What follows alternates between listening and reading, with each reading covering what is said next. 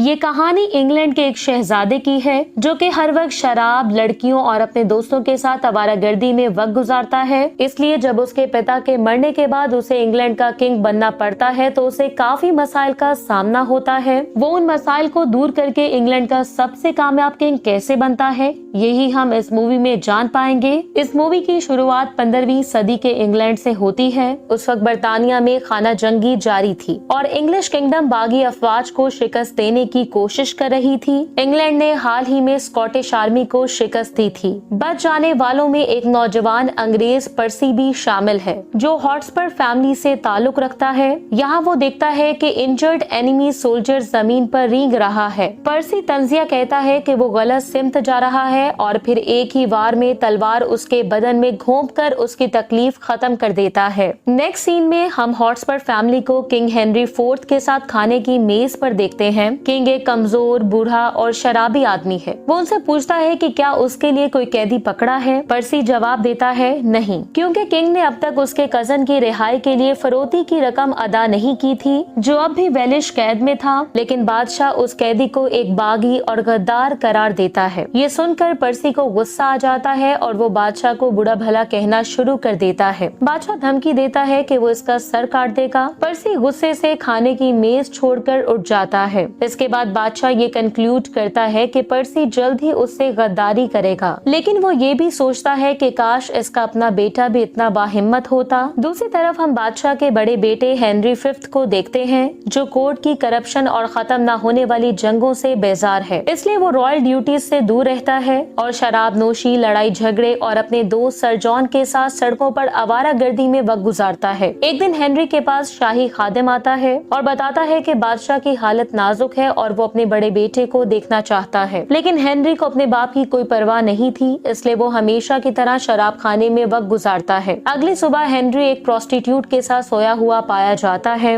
यहाँ तक कि जॉन आकर उस औरत को भगा देता है, जिसके बाद वो हेनरी को कन्विंस करता है कि वो अपने फादर से मिलने जाए, वरना अगर बादशाह उससे बगैर बात किए मर गया तो वो सारी उम्र पछताएगा। ये सुनकर हेनरी ना चाहते हुए भी राजी हो जाता है। वो शाही दरबार में आता है जहाँ तमाम रॉयल लॉर्ड्स खड़े होकर उसका स्वागत करते हैं। तभी बादशाह ऐलान करता है कि उसकी जिंदगी अब खत्म होने को है, इसलिए उसे अपने जानशीन का इंतखाब करना होगा। हालांकि हेनरी उसका बड़ा बेटा है, लेकिन बादशाह ताज उसे देने से इनकार कर देता है और ऐलान करता है कि हुकूमत उसके छोटे बेटे थॉमस को मिलेगी। हेनरी ये खबर सुनकर हैरान या मायूस नहीं होता, क्योंकि उसे कभी भी थ्रोन की ख्वाहिश नहीं रही। इसी दौरान इन्हें ये भी पता चलता है कि हॉटस्पर फैमिली का पर्सी बगावत कर चुका है और कल थॉमस उसके खिलाफ रॉयल आर्मी को लीड करेगा। अगले दिन थॉमस फौज की तैयारी कर रहा होता है जब अचानक हेनरी वहां आ जाता है। वो ऐलान करता है कि वो इस जंग को खून खराबे के बगैर ही खत्म करेगा, क्योंकि वो नहीं चाहता कि उसका भाई या दूसरे बहुत से सोल्जर्स मारे जाएं। हेनरी एक एलची के जरिए पर्सी को पैगाम भेजता है जिसमें उसे अकेले ही मुकाबले का चैलेंज दिया जाता है। हालांकि उसका पिता उसे रोकता है, लेकिन पर्सी फौरन इस चैलेंज को एक्सेप्ट कर लेता है। कुछ देर बाद पर्सी मैदान जंग में पहुंचता है और हेनरी के साथ उसकी 1-on-1 फाइट शुरू होती है। दोनों गैर मामूली महारत का मुजाहरा करते हैं। आखिरकार दोनों की तलवारें छूट जाती हैं और वो दोनों हैंड टू हैंड कॉम्बैट में एंगेज हो जाते हैं। तवील और सख्त जिदोजहद के बाद हेनरी एक छुपी हुई खंजर निकालकर पर्सी के गले में घोंप देता है। ये देखकर दोनों लश्कर सख्ते में आ जाते हैं। विक्ट्री के बावजूद थॉमस नाराज दिखाई देता है। उसे लगता है कि उसके भाई ने उसके मामलात में दखल देकर उसकी इज्जत छीन ली है, लेकिन हेनरी एक्सप्लेन करता है कि वो फेम हासिल करना नहीं चाहता था, बस अपने भाई को बचाना चाहता था जो मर सकता था। इसके बाद हेनरी अपनी पुरानी जिंदगी की तरफ लौट जाता है, जहां वो जान के साथ शराब नोशी में वक्त गुजारने लगता है। मगर एक दिन चीफ जस्टिस विलियम, जो बादशाह का मुशीर भी है, उसके पास आता है और इतला देता है कि बादशाह मर रहा है। वो हेनरी से इसरार करता है कि वो दरबार आए ताकि कौम बगैर हुक्मरान के इंतशार का शिकार न हो। हेनरी हिचकिचाते हुए विलियम को इसके भाई थॉमस को बुलाने का मशवरा देता है, मगर विलियम यहाँ चौंका देने वाला इंकशाफ करता है कि थॉमस वेल्स में एक मुकामी बगावत कुचलने की कोशिश में मारा गया है। ये सुनकर हेनरी को शदीद गुस्सा आता है और वो फौरन किले की तरफ रवाना होता है। वो अपने पिता को डेथ बेड पर देखता है और उसे एक मॉन्स्टर कहकर पुकारता है। जब वो उसका कंबल खींचता है तो बादशाह का जिस्म जख्मों से भरा हुआ दिखाई देता है। इससे पहले कि हेनरी मजीद गुस्सा दिखाता, बादशाह अपनी आखिरी वसीयत सुना सुनाता है और इल्तिजा करता है कि हेनरी इंग्लैंड का नया बादशाह बने। ये सुनते ही रॉयल स्टाफ घुटने टेक कर अपने नए बादशाह के सामने वफादारी का ऐलान करता है। हेनरी के पास जिम्मेदारी कबूल करने के सिवा कोई चारा नहीं रहता। कुछ ही देर बाद ओल्ड किंग मर जाता है और हेनरी इंग्लैंड का नया किंग बन जाता है, जिसके बाद कुछ सर्वेंट्स हेनरी के कमरे से उसका सामान लेने आते हैं और जॉन को वहाँ से निकलने पर मजबूर करते हैं। जॉन को ये जानकर झटका लगता है कि उसका दोस्त अब बादशाह बन गया है, लेकिन उसे दुख होता है कि ये खबर उसे किसी सर्वेंट से मिली है। शाम को नए बादशाह के एजाज में शानदार तकरीब होती है, जहां उसे यूरोपीय बादशाहों की तरफ से तोहफे दिए जाते हैं। बोहेमिया के बादशाह की तरफ से उसे एक प्याला मिलता है, जिसे हेनरी अपनी बहन जो कि डेनमार्क की मलका थी उसे दे देता है। वेनिस का बादशाह एक मैकेनिकल परिंदा भेजता है, जिसे हेनरी अपने कजन कैम्ब्रिज को देता है। फिर फ्रांस के शहजादे की तरफ से एक और तोहफा आता है, जो कि असल में एक टॉय बॉल थी। ये देखकर हॉल में खामोशी छा जाती है, लेकिन हेनरी बात को संजीदा नहीं लेता और ऐलान करता है कि वो ये तोहफा अपने पास रखेगा। बाद में विलियम हेनरी को बताता है कि ये गेंद असल में इंग्लैंड की तौहीन है और उसे इसका जवाब देना चाहिए, लेकिन हेनरी का फ्रांस से जंग करने का कोई इरादा नहीं था। वो दोनों मुमालिक के ताल्लुकात बेहतर बनाने की तजवीज पेश करता है, क्योंकि वो अपने पिता के तरीकों से हटकर हुकूमत चलाना चाहता था और यहाँ तक कि वो पर्सी के कजन के लिए रैंसम की अदायगी का भी कहता है। अगले दिन आर्च बिशप हेनरी से मिलता है और फ्रांस के बादशाह की हुक्मरानी पर सवाल उठाता है। वो तजवीज देता है कि हेनरी फ्रांस की बादशाहत पर दावा कर सकता है। ये वही ख्वाब था जो कि उसके पिता ने भी देखा था और वहाँ से वो यरूशलेम भी जा सकते थे, लेकिन हेनरी इस तजवीज को मुस्तरद कर देता है और वाज़ेह करता है कि उसका दूसरे मुमालिक को तबाह करने का कोई इरादा नहीं है। विलियम उसकी दानिशमंदी की तारीफ करता है, लेकिन ये भी कहता है कि फ्रांस इंग्लैंड का मजाक उड़ा रहा है और अवाम के दिलों में गुस्सा बढ़ रहा है। दूसरी तरफ जॉन शराब खाने में बैठा था, जिसकी ऑनर उससे पैसों का तकाजा करती है। वो उसका मजाक भी उड़ाती है कि अब उसके दोस्त के बादशाह बनने के बाद उसकी सारी मराहत खत्म हो चुकी हैं। कुछ दिन के बाद एक फ्रांसीसी एल्ची गिरफ्तार किया जाता है। वो एतराफ करता है कि उसे खुद फ्रांस के बादशाह ने भेजा था ताकि वो हेनरी को कत्ल कर सके। एतराफ के बदले में एल्ची सियासी पनाह मांगता है,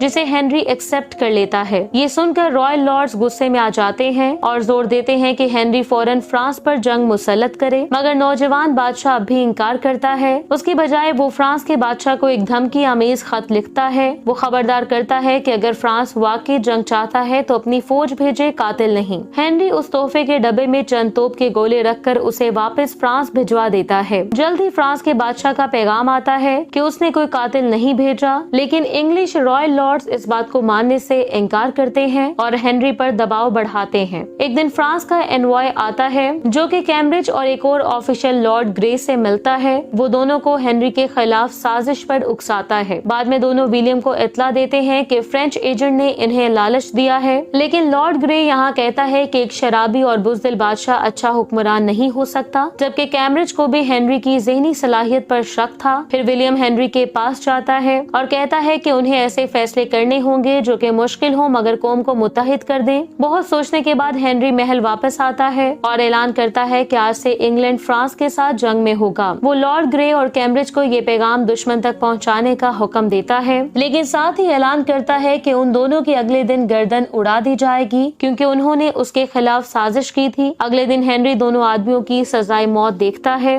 उसका दिल बहुत बोझल था, क्योंकि कैम्ब्रिज असल में उसका कजन था और कभी उसका करीबी दोस्त भी। इसके बाद वो एक शराब खाने में जाता है, जहाँ उसकी मुलाकात जॉन से होती है। हेनरी उससे माफी मांगता है कि पिछले चंद हफ्तों में उसने उसे तन्हा छोड़ दिया था। फिर वो जॉन से कहता है कि वो उसके एडवाइजर्स में शामिल हो जाए, क्योंकि उसे दरबार में किसी पर भरोसा नहीं था। जॉन मदद करने पर राजी हो जाता है, लेकिन शर्त रखता है कि उसका दोस्त उसके शराब खाने का कर्ज अदा कर दे। हेनरी बगैर हिचकिचाहट इस पर राजी हो जाता है। अगले दिन हेनरी जॉन को सभी लॉर्ड से मुतारिफ करवाता है और ऐलान करता है कि उसे फौजी मुहिम का सरबराह मुकर्रर किया गया है, क्योंकि उसे जंगी तजुर्बा है। ज्यादातर लॉर्ड्स नाखुश होते हैं कि बादशाह ने इतने अहम मिशन के लिए एक शराबी को चुन लिया था, लेकिन ना चाहते हुए भी उन्हें उसकी बात माननी पड़ती है। तैयारी के बाद हेनरी अपनी फौज लेकर फ्रांसीसी साहिल की तरफ रवाना होता है। वो हार्टफ्लोर नामी गांव पहुंचते हैं तो हैरान होते हैं कि वो जगह पहले ही खाली है। जल्द ही पता चलता है कि सिविलियन, सोल्जर्स और लोकल लॉर्ड्स करीबी किले में पनाह ले चुके हैं, जिसे अब अंग्रेजों ने घेरा डाल लिया था। अंग्रेज बड़े पत्थरों के गुलेल नुमा हथियार से रोजाना सेना किले पर हमला करते हैं, मगर फ्रांसीसी बाहर नहीं आते और इमारत जलने के बावजूद भी नहीं गिरती। चंद दिन बाद अंग्रेज सिपाही हेनरी पर दबाव डालते हैं कि वो शहर पर धावा बोल दे, लेकिन वो अपने सोल्जर्स की जान खतरे में डालने से हिचकिचाता है। वो जॉन से राय लेता है, जो कहता है कि बेहतर है इंतजार किया जाए ताकि दुश्मन हथियार डाल दे, क्योंकि वो भी ब्लडशेड का हामी नहीं था। ये बात दूसरे सिपाहियों को पसंद नहीं आती, क्योंकि वो भूख और बीमारी से मरने के खदशे में मुब्तला होते हैं, मगर जल्द ही उनके खदशात गलत साबित होते हैं जब फ्रांसीसी हथियार डाल देते हैं। औरतों और बच्चों को आजाद कर दिया जाता है, जबकि मर्द कैदी बना लिए जाते हैं और किले में अंग्रेजों की फौजी चौकी कायम कर दी जाती है।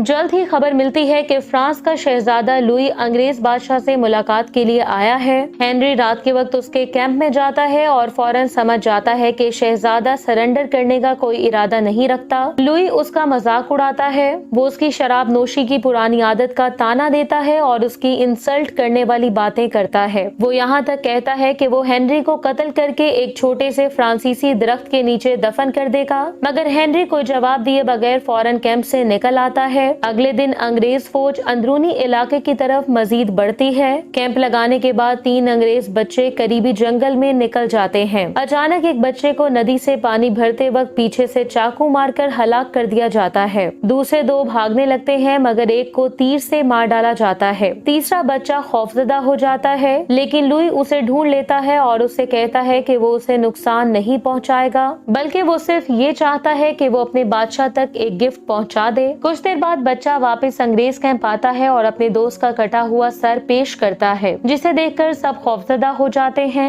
ये देखकर हेनरी गुस्से में आ जाता है। वो जॉन को हुक्म देता है कि रात में पहरा बढ़ा दिया जाए और तमाम फ्रांसीसी कैदियों को कत्ल करके इनकी लाशें दरिया के किनारे नेजों पर गाड़ दी जाएं। मगर जॉन इनकार कर देता है और कहता है कि हेनरी खुद भी ऐसा आदमी नहीं जो ऐसे मुजालिम कर सके। अगले दिन फौज अपनी पेशकदमी जारी रखती है और अजिनकोट के करीब पहाड़ी के दामन में पहुंचती है। हेनरी एक सवार को भेजता है कि दूसरी तरफ की खबर लेकर आए। वो देखता है कि फ्रांसीसी फौज तादाद में कहीं ज्यादा और बेहतर जगह पर मौजूद है, जबकि अंग्रेज सिपाही थके हुए और बीमार होते हैं। इसलिए ज्यादातर लॉर्ड्स तजवीज देते हैं कि उन्हें पीछे हट जाना चाहिए ताकि जानें जाया ना हो। मगर अचानक जॉन एक मंसूबा पेश करता है। वो बताता है कि रात को बारिश होगी, जिससे जमीन कीचड़ में बदल जाएगी और भारी आर्मर पहने फ्रांसीसी सिपाही फंस जाएंगे। उसकी तजवीज ये होती है कि पहले कुछ मजबूत सिपाहियों को आगे भेजा जाए ताकि फ्रांसीसी कीचड़ में आ जाएं, फिर हल्के सिपाही उन पर तेजी से हमला करें, जबकि इतराफ से अंग्रेज तीर अंदाज उन पर तीरों की बारिश कर दें। अगर बारिश हुई तो जंग होगी, वरना वो लोग इंग्लैंड वापस जाएंगे। वाकई रात को बारिश हो जाती है। सुबह जॉन खुद पहला हमला लीड करने के लिए भारी आर्मर पहन लेता है और हेनरी को मशवरा देता है कि बैटलफील्ड में चाहे कुछ भी हो जाए वो फौरन जंग में ना कूदे। लेकिन हेनरी अपनी फौज को बचाने के लिए खुद फ्रेंच कैंप जाकर लुई को 1-on-1 फाइट का चैलेंज करता है और कहता है जो जीतेगा वो फ्रांस पर हुकूमत करेगा। मगर लुई गरूर से इनकार कर देता है और कहता है कि क्या वो उसकी आर्मी का सामना करने से डर रहा है। कोई और चॉइस न होने के कारण हेनरी वापस आ जाता है और अपनी आर्मी के सामने एक इंस्पायरिंग स्पीच करता है। कुछ ही देर में जॉन के साथ अंग्रेजों की अगली सफ आगे बढ़ती है, जिसकी वजह से फ्रेंच नाइट्स भी आगे आ जाते हैं। दूसरी तरफ हेनरी जंगल में जाता है और हमला करने के लिए सही समय का वेट करने लगता है, जबकि इधर फ्रेंच आर्मी को करीब देखकर तीरंदाज उन पर तीरों की बारिश कर देते हैं। कीचड़ में फ्रांसीसी फौज कुचल जाती है, लेकिन जॉन को भी शदीद चोट लगती है और उसका दम घुटने लगता है।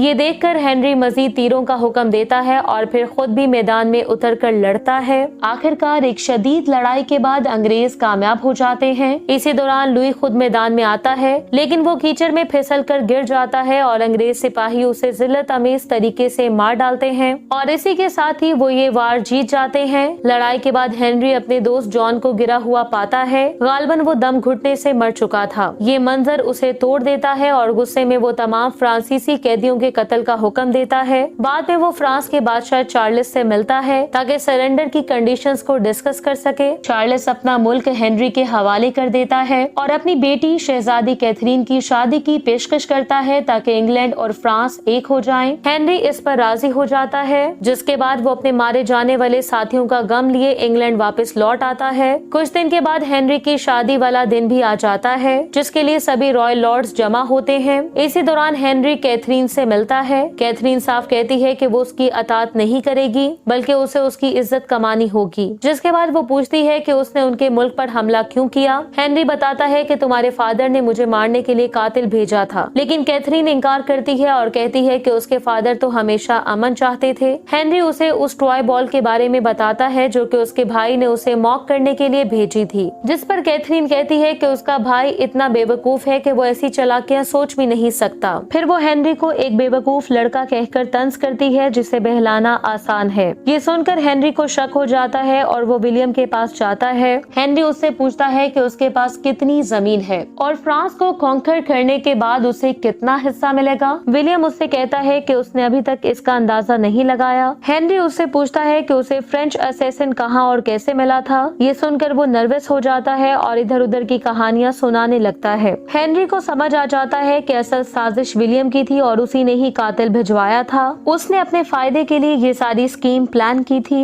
बूढ़ा आदमी आखिरकार ये एक्सेप्ट कर लेता है और कहता है कि उसने ये सब कुछ उसे एक पावरफुल और रिस्पेक्टेड किंग बनाने के लिए किया है, जो कि वो हमेशा से चाहता था। इसके बाद विलियम उससे माफी मांगता है, मगर हेनरी उसे माफ नहीं करता और उसका गला काट देता है। मूवी के लास्ट सीन में हेनरी कैथरीन के पास जाता है और कहता है कि वो उससे सिर्फ एक चीज चाहता है कि वो हमेशा उसके साथ सच्चाई और ईमानदारी से बात करे। कैथरीन इस पर राजी हो जाती है। दोनों एक दूसरे का हाथ पकड़ते हैं और सब लोग हेनरी का नाम पुकारने लगते हैं। इसी के साथ ही ये मूवी एंड हो जाती है। Thank you so much for watching.